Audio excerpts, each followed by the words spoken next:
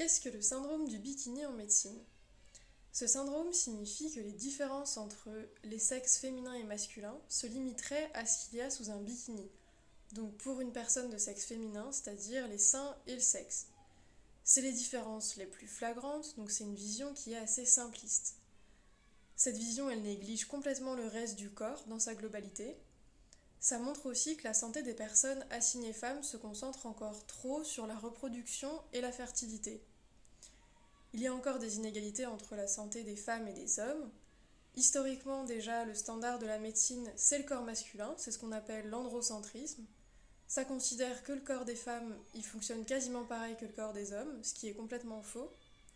On peut citer par exemple le cas récent des troubles cardiovasculaires.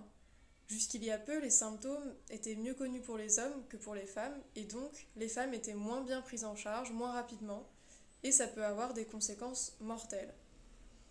Donc ça évolue, mais certaines spécificités du corps des personnes assignées femmes et des minorités sexuelles et de genre sont encore ignorées. Pendant longtemps, la plupart des médicaments n'étaient testés que sur des hommes car c'était plus simple.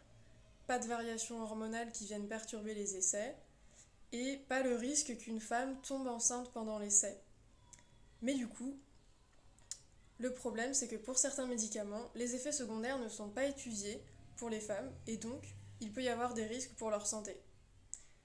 Aujourd'hui, les femmes sont présentes à 58% dans les essais cliniques, mais est-ce que c'est suffisant pour rattraper l'important retard de ces dernières années?